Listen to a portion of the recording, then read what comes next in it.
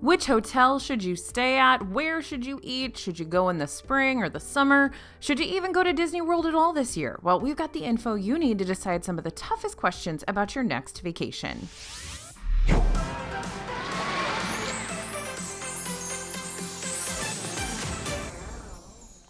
Hey everybody, it's AJ for Disney Food Blog. You're seeing the light at the end of the tunnel, and it's looking like your family can finally go on a Disney World vacation this year maybe, but what about all that planning? There are a lot of big decisions you're going to need to make for your 2021 Disney trip, and we're going to help you work through everything you're thinking about and some of the things you're not thinking about. So let's get started. Number one, of course, is should you go? Now, we have a full video all about answering this question, so I'm going to keep this short. You can just go watch that video and we kind of go through all the specific questions there.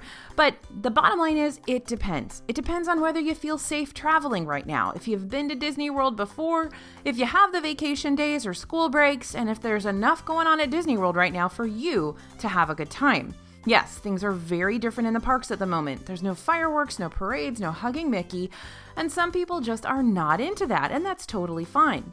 If missing out on those things that for some are quintessential to a Disney World vacation ruins things for you, you might want to wait and not visit in 2021. If it's your first time to Disney World, this isn't the best representation of things right now. Yeah, there's still plenty of magic to be had, but it's by no means Disney normal.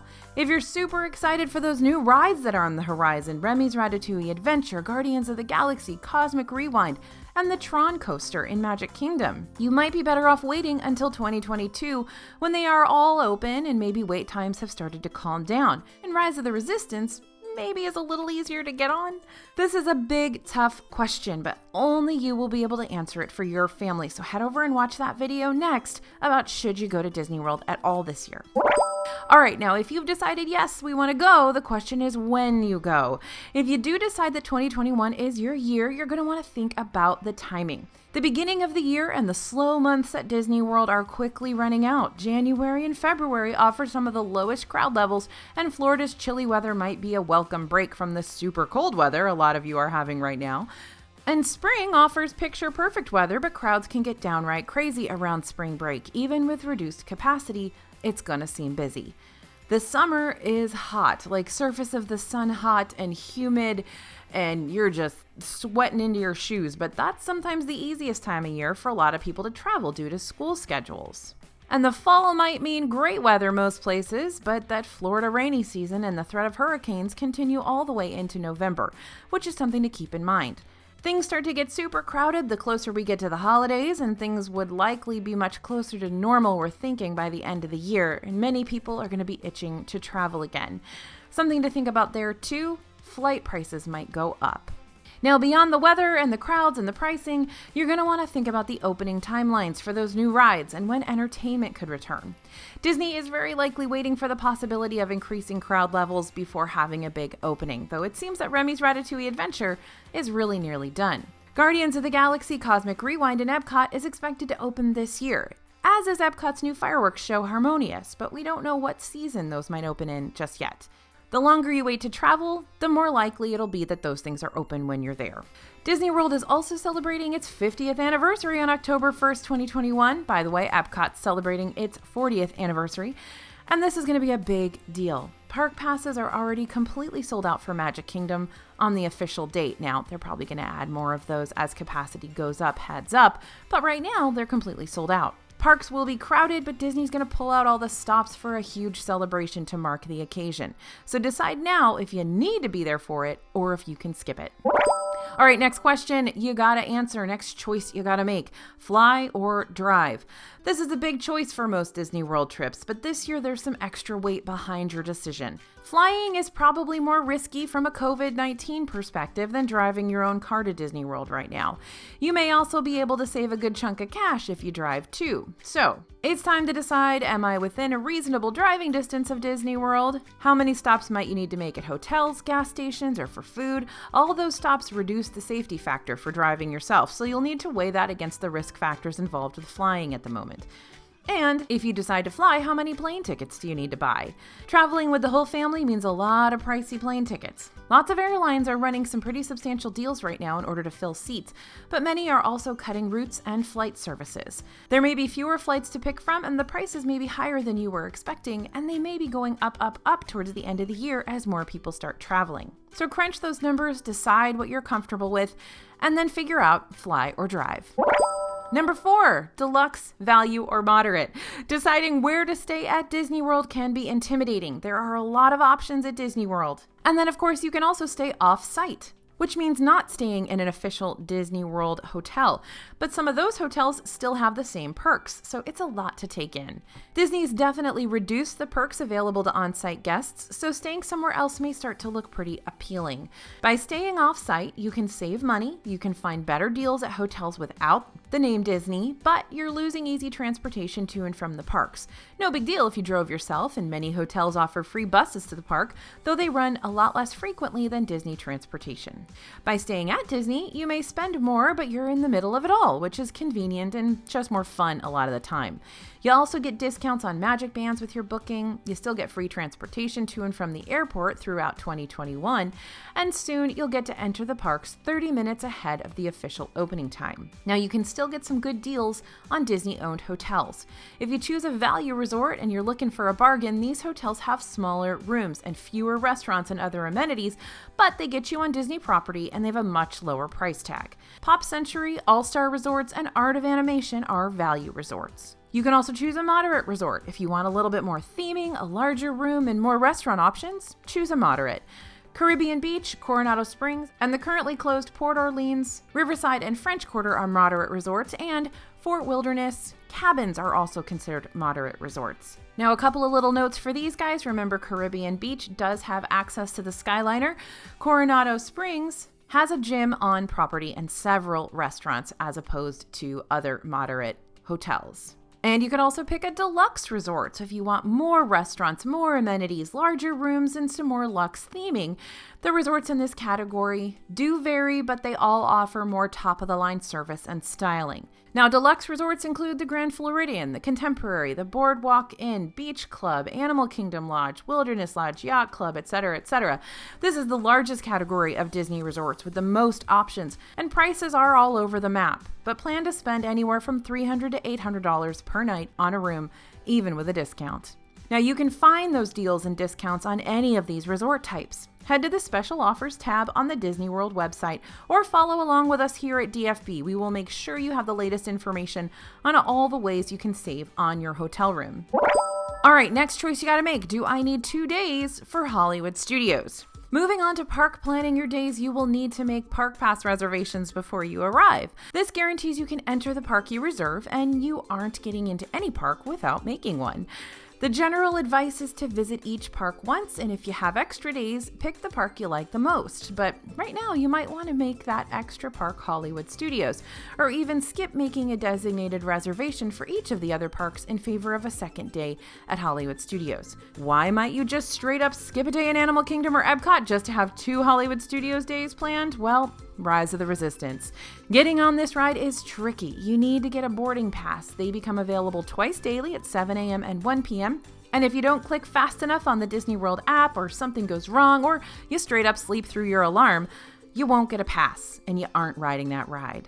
If you're not a Star Wars fan, this might not be a huge deal for you. But for most people, this ride is a must, and it truly is incredible. I'm not a huge Star Wars person, and I love it. You may want to plan on 2 days in Hollywood Studios to make sure you have more than one chance to ride Rise of the Resistance. If you ride it the first day, you can always swap the second Hollywood Studios park pass you had for a different park. All right, next big choice you need to make. Do you rent a car or take Disney transportation? If you decided you want to fly, you may be considering renting a car for your time in Disney World. Maybe you're planning on doing some other things in the Orlando area, or maybe you just want to be able to run to Target to pick up some water for the hotel room.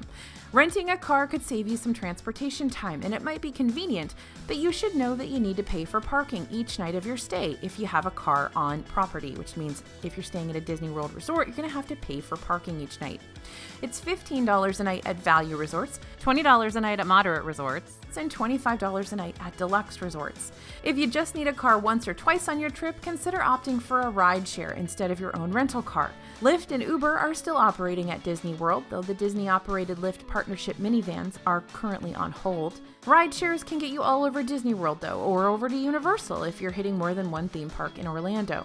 And remember, you can order groceries to be delivered to your hotel through Amazon Prime, Shipt, or other delivery services, so you don't necessarily have to have a car if you want to go pick up that water. Now, of course, if you're staying off-site, you're not in a Disney World hotel, renting a car might make a lot of sense because you can really bypass a lot of transportation issues by driving in yourself. All right, the seventh choice you gotta make, park hopper or not. When booking your Disney vacation, you're gonna have to decide what kind of tickets you want. Do you wanna just visit one park per day, or do you wanna be able to start your day in one park, then hop to another park later in the day? Park hopping is different than it was before, and that might make you wonder if it's even worth it. If you're traveling with little kids or people who just don't wanna have to deal with a lot of transportation, you wanna get to a park and stay in that park until it's time to go to dinner or back to the hotel. I wouldn't bother splurging on park hopper tickets if you have a bunch of people who don't want to get on a lot of buses.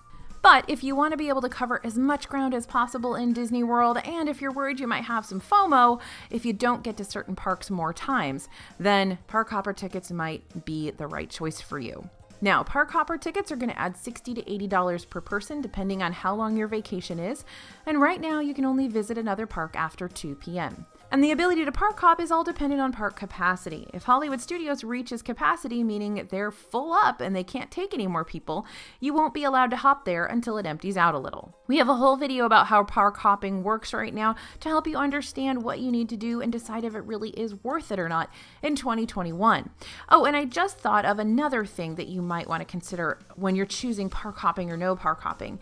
If you have little kids or if you have people who like rides in certain parks more than other parks, then being able to park hop can be really, really helpful, because if you don't get everything done that you wanted to get done in Magic Kingdom on your Magic Kingdom day, and you're pretty much done at Hollywood Studios by 10 o'clock in the morning, you can always hop back to Magic Kingdom after 2 p.m. and finish out all of your rides that you want to ride. So if your family is particularly dedicated to a certain park, it may make sense to get a park hopper so that you can get back to that park several times. All right, number 8, choice. Should I use a Magic Band? Okay, shocking that we have to make this choice, but we do. Disney's stopped giving resort guests complimentary Magic Bands beginning January 1st, 2021. Magic Bands are these little bracelets with RFID technology that basically link all of your plans and reservations. They're your ticket, your room key. You can charge purchases back to your hotel room with them. They're super convenient, but you need to decide if you want to pay for them. A lot of kids don't wear theirs. If they're young, it's not going to stay on their wrist all day. For older kids and adults, though, a Magic Band might be more convenient than whipping out your ticket card when you're going into the parks or your credit card when you're buying something. You can purchase Magic Bands at a discount if you're staying at a Disney hotel, and you can use Magic Bands from previous trips, so they'd be totally free. You can also buy them on Shop Disney, where there may be a discount. Now, you'll get a key card if you opt out of buying a Magic Band for your trip, and you can actually use your phone as well and the My Disney Experience app to unlock that door to your hotel room and to shop in stores around the park. So your phone is going to work for all the stuff your Magic Band used to work for eventually. Now, Disney may roll out some more Magic Band-like functions within the My Disney Experience app this year, so you should be able to use your smartphone for even more things in the future. So if you don't need a Magic Band, why might you want one? Well, first up, convenience. You don't need to juggle tickets, room keys, or credit cards. It's all linked to your Magic Band, though you should still bring backup forms of payment and your ID.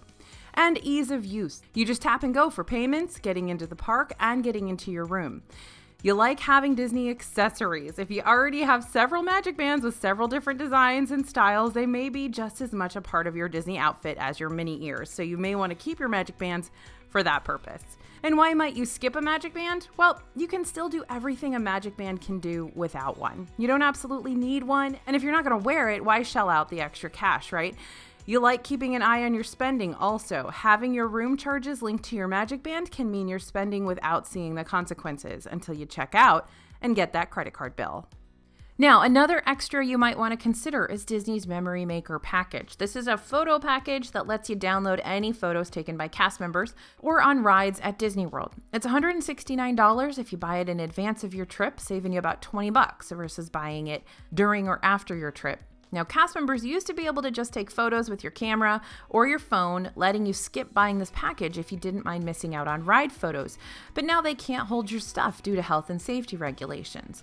So if you want those specialty photos from your trip, you can consider getting Memory Maker. But again, that's another big cost. All right, number 9 choice you got to make. Are character meals going to be worth the money right now?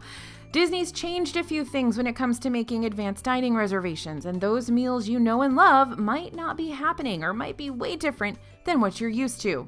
You used to be able to make advanced dining reservations 180 days before your trip. Now it's just 60 days in advance, and reservations are still selling out due to reduced capacity inside restaurants. So stay on top of that date and don't miss it. Now, we've rounded out our top restaurants in Disney World for 2021, but there are notably a few character meals that haven't returned yet or are operating much differently. So should you go to a character meal right now? Are they worth it? Well, let's talk about how character meals are running at the moment. You won't get to hug characters or have personal interactions with them, even at character meals. They're going to be socially distanced and are not signing autographs, though you will get an autograph card along with your meal. You're not going to be able to stand there and take a picture right next to Mickey or hug him or kiss him or any of that stuff. All right, Topolino's Terrace, Hollywood and Vine, Chef Mickey's, and Garden Grill are the only true character meals that have come back. Cinderella's Royal Table is open, but you'll only get to see Cinderella from across the room. Not all of the princesses you usually see are there. And Crystal Palace has reopened, but without characters at all. So those ones that have reopened, they're the same price as before the park closures, but you aren't getting the same experience of getting up close and one-on-one time with Mickey. Still, it's as close as you can get to him at the moment, and those restaurants that were previously buffets have switched to a family style or prefix meals, which to us is an improvement in terms of quality. If you love characters and don't mind that things are a little different, go for it. If you want a hug from Mickey and you don't dig the current menus, wait until character meals are back to normal.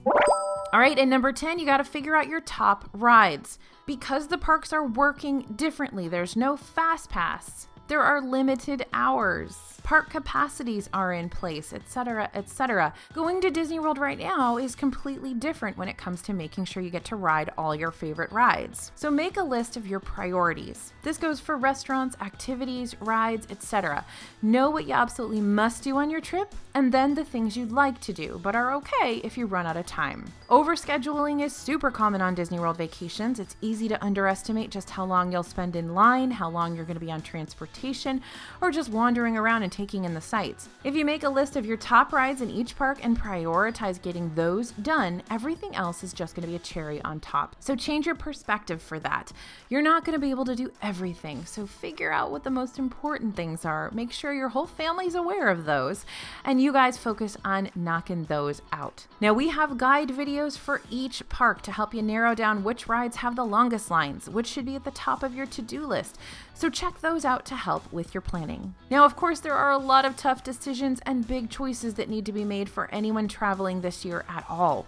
But all that planning that goes into a Disney World vacation makes everything a bit more complicated than just hopping in your car and heading to the beach.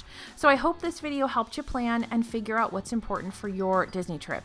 Everyone's going to have a different trip. Everyone's going to have different choices they need to make, but everyone is going to have to answer these. Thank you guys for listening. Thanks for watching. We can't wait to hear what you have to say about your 2021 Disney trip. Are you going?